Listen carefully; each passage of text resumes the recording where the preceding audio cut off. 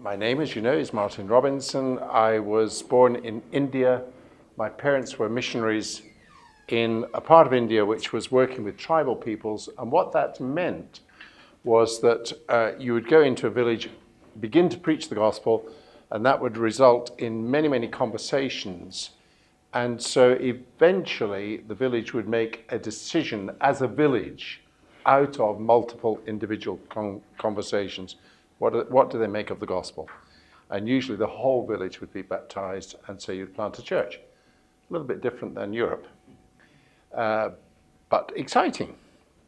When we returned to the United Kingdom, my father went to be a church planter in Scotland, and what that meant in those days was church planting then meant a building, a minister, and a program. That was it. And we were working in a context where most people considered themselves to be Christian. They might well attend your church if you had a great building and a great program and a great minister. So very different to what most of Europe has become. In my mid-teens, we moved to England, and in England, my father was again church planting, but this time we discovered it didn't matter how great the building or the program or the preacher, people were not thinking about coming to church. And so church planting in that context looked very, very different. My first experience of ministry was inner city Birmingham, which was a very challenging situation. I was working with a tiny congregation, 22 pensioners who commuted in from the suburbs to keep this little church alive. Nobody that worshipped at the church lived in the community. Nobody from the community attended church. And the question was, how do you get such a church to grow? And in fact, it did grow, and we planted churches from there to many other parts of Birmingham. So that's kind of a little bit of my ministry experience. For the last 16 years, I've been working as the leader of a training organization that trains church planters, and that's what I'll tell you about as we review the story I'm going to tell you. Okay, so let me tell you the story, first of all. I'm not going to name the denomination. I can do, but it doesn't necessarily help. It is a real story, though. It's actually my story. So, this is a denomination that began in 1842. Was never huge, but it got to its largest point in 1930. So 1842, and by 1930, it was just 200 congregations. It had done mission work in other parts of the world, and it was much larger in other parts of the world. So not huge, but it was on the map. Now, what happened then was a slow decline. So by 1980, those 200 congregations had become 74 congregations. That's pretty disappointing if you believe in evangelism, mission. And not only had the number of congregations gotten smaller, but the average size of those congregations had gotten smaller. And you can also imagine that the age had changed. So very few young families. This was now an elderly group of people. But worse was to come,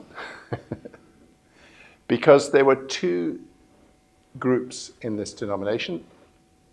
There was a group that were theologically liberal, and there was a group that was theologically evangelical or quite conservative. And they had a disagreement about joining with another denomination. And what happened was that the liberal group left to join another denomination in this same year. So 42 congregations joined another denomination. They tended to be the larger churches with ministers. 25 congregations decided to reform and continue. And if you are good at maths, you'll figure out that 25 plus 42 does not make 74. So the remaining congregations either just closed or joined yet another denomination. But we were left with 25 congregations. Now, just to give you an indication of how serious this was, 25 congregations, they only averaged 30 members per congregation. So this is pretty desperate stuff. And that's the point at which I began ministry with these 25 churches. What were we going to do with 25 churches that only had one full-time minister, me, and a very elderly set of congregations?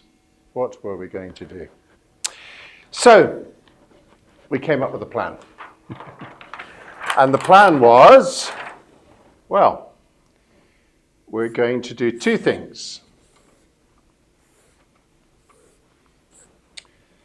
We are going to revitalize the existing 25 congregations.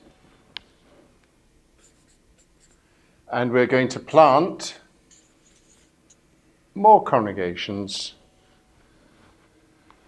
so that we can produce a viable group of churches.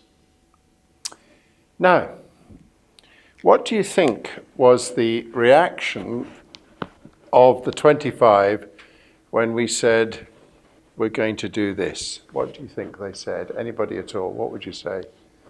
What would the 25 congregations say when we announced we're going to plant new churches?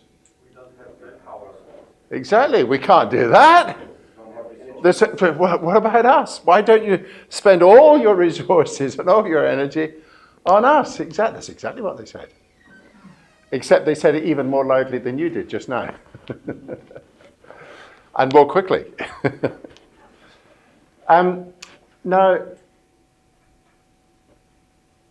we were able to resist that noise, but it was difficult. It introduced a degree of tension. And we did start to plant churches.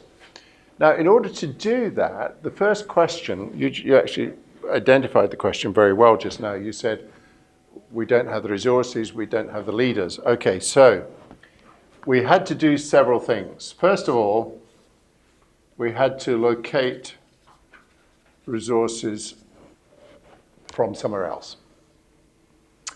We started to look for missionaries, if you like. Some from the United States, some from other parts of the world, actually anybody that would come and help us. Secondly, we began to train people who would potentially be the church planters of the future. So we began to identify people, and also we began to recruit potential workers from outside of the denomination. So we were no longer looking just at the denomination for resources. We began to think, well, who could help us? Parachurch agencies, for example, but actually we were kind of open to anything. And it's interesting, you begin to discover people that you didn't think existed when you start to look for them. So what actually happened as a result of this was, the first thing we discovered was that it was much more difficult to revitalize the existing churches than we imagined. As a matter of fact, I would say we had no success at all in revitalizing the existing churches. Disappointing, but true. Now, actually, I would do things a bit differently now if I was going to revitalize churches, and I'll explain what I would do differently in a moment. Some of the churches were minister eaters. That is to say, you would send a minister to them, gifted, able, and after 3 or 4 years, 5 years, you'd have to pull them out. Some of them actually left the ministry. Their experiences were so appalling. In some cases, we were a bit slow to learn. We would feed these churches with another minister, same thing would happen. And then even another minister, same thing would happen. We no longer feed ministers to churches in this kind of way. It's just a terrible thing to do. However, what we now do is we now say, we will supply you a minister, but there's some rules around this. And there's 2 key rules. The first rule is this. Either the existing leadership in the church has to stand down before we send anybody, because actually they're the problem. That's why the church needs revitalizing. So either the contract is we send a minister, but the existing leadership has to stand down, or we will preserve everything that you're currently doing, but we must be able to start a parallel church. So in other words, we will act as chaplains to that which exists, but we have to have complete freedom to start another church alongside this church. And of course, within a short period of time, what you're really doing is replanting within an existing building. And what actually happens is within a very short period of time, the new plant, the replant, actually becomes the church, because the existing church really does not have long to run. So those are the 2 things we would do now. It took us a long time and a lot of pain to learn that, and I wish I'd known it previously. But that's what we now do. Okay, so what actually happened as a consequence of this was, after 20 years, we reviewed our situation. What had worked? So 20 years on, long time, 20 years. 20 years on, the 25 churches had become 15, 10 had closed, but we had managed to plant another 15 churches, which meant that there were 30 congregations. Now, to go from 25 to 30 is not spectacular growth. And that's not a church planting movement. That's marginal growth at best. So, to some extent, we concluded that we'd failed, actually. The only thing that we could say that was good was that these 15 churches, the new ones, were twice the size of the old ones. These were the churches that were supplying all the finance for the network of churches. And these were the churches that were supplying all the potential new trainees for church planting. These were producing nothing. So that was the only good thing you could say. The money, the future recruitment, and the size of the churches was all located here. So that gave us a bit of a clue. And so some of us began to say, look, if this is the speed at which we're going to continue to grow, it's really all over. We're not going to get to the movement that we really intend. So what we're going to have to do is we're going to have to start to think in slightly bigger terms. Now, it took us a little while to get to this, but in the year 206, we said we're going to plant 10 churches by 2010, okay? We set about trying to do that, and in order to do that, we had one significant change in our approach to life, and that is we changed our training program. So I'll talk a bit more about that in a moment, but what happened was by the time we got to 2010, we actually didn't have time to count. We were too busy. But when we did get to count, which was actually about 2012, we found that we now had 50 congregations. And the interesting thing about the 50 was the average size was now about 60, 70, rather than the 30 you'd got before. So we're now talking about, instead of 750 people, we're talking about 3,000 people. Yes. Mostly new believers. Mostly new believers, yeah. And a high percentage were coming forward for training. We'll come back to the training piece in a moment. Now, that kind of gave us a bit of a clue as to what we might do in the future. So the next goal, you can imagine, we got everybody together and we said, we've gone from 30 to 50, what shall we do next? What do you think they said? We can do it. We can do it! So what goal do you think they would set? Downward. Of course. These are new converts. Yes. So they're now saying by 2020, we'll be 100 congregations, and they're hoping to average 100 per congregation. I don't know whether they will, but that would be 10,000 people. But do you see what's beginning to happen? You're beginning to get a little bit of movement here. We're 2018. Will we reach 100? Yeah, probably will, actually. We probably will. The latest indications are we probably will reach that sort of number. We might miss it by a year, but we're getting pretty close. And you can imagine what will happen when we get there. We're going to call everybody together again. And what goal are they going to set?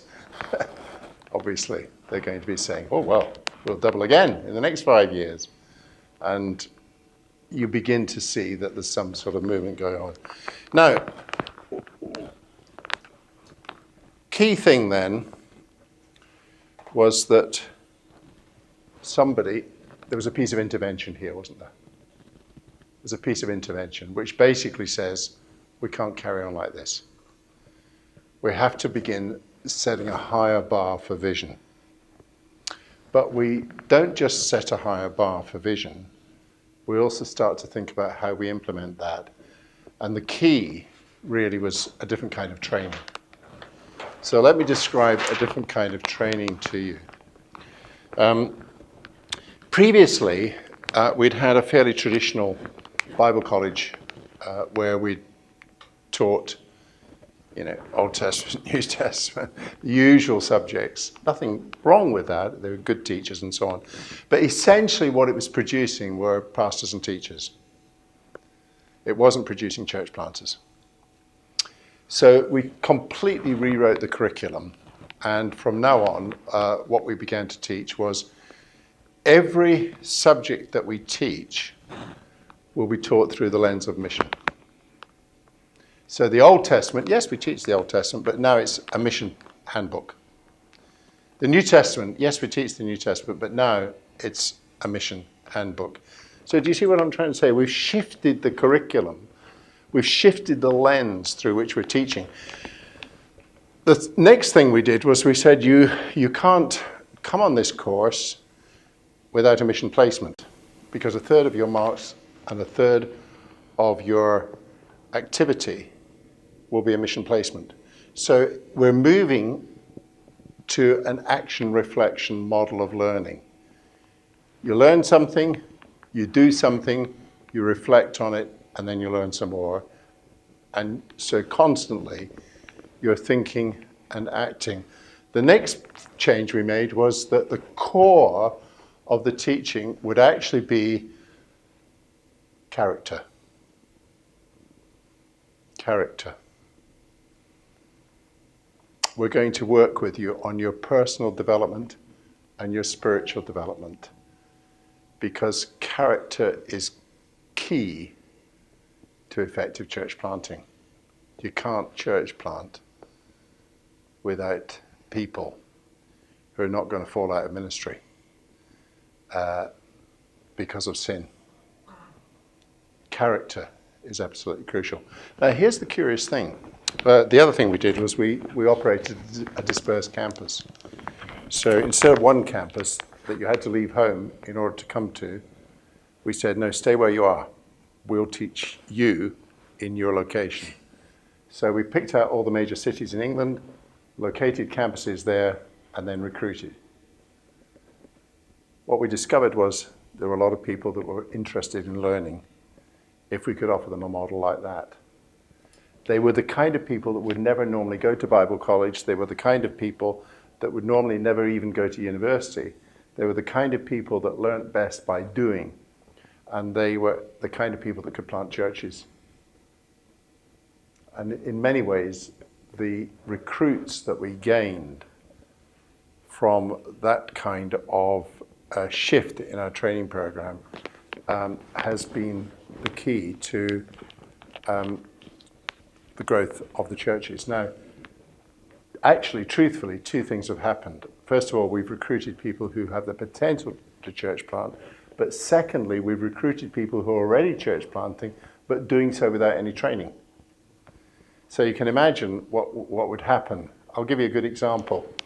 A young student, a woman, who started training this September. And she said, I want to come on the course because I've started a church plant with my husband. I said, what's your story? She said, well, when my husband and I first got married, I was a drug addict and he was my dealer. That was the nature of the relationship. And then we came to Christ through a miraculous conversion. And we decided that we had a fantastic network because of our drug dealing. And so we wanted to see all our friends converted to Christ. And the trouble was, when we brought them to the church that we got converted in, they weren't happy with these new converts. So unfortunately, they said, we've had to start our own church to cope with all these converts. But who would even take a church like this? We said, we will. So we got a student, but more importantly, there's a very exciting church has joined the network of churches. And that's not being greedy. They need us. Because they don't know anything about, what makes a church work in the long term.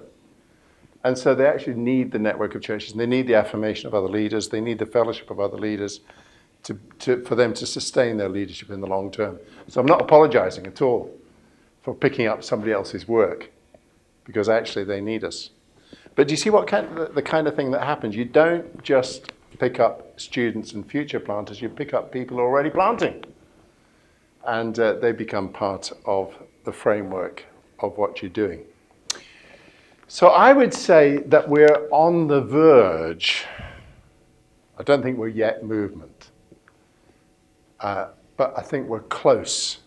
We're close to becoming movement. I actually think that the next stage, the next 5 years, if we go from 100 to 200, I think probably at that point you're tipping over into movement. In terms of size, in terms of sustainability, in terms of speed of growth, in terms of all of the internal dynamics of what makes a movement a movement. Now, the interesting thing is that what's now happened as a consequence of all that growth is that the network of churches has had to say, do you know what, our existing structures no longer work. Because actually, we need to regionalize. And guess where we're going to regionalize? Where do you think we'd regionalize? How would we operate the regionalization? Anyone, any ideas? What would we do? Hub churches. Hub churches located, in our case, around the campuses that we already created. So you locate key churches in relation to key training centres. Actually, the truth is the training centres are already in the hub churches. That's where we locate them. So actually what you're doing is you're creating a structure out of the mission that you're engendering. Because the truth is that the energy around church planting is usually quite local. It's not actually national. It's not a national official with a map putting pins in it. It's guys on the ground saying, I see an opportunity. Let's plant a church there. So we're just about to undergo a complete restructure that hopefully will help facilitate movement.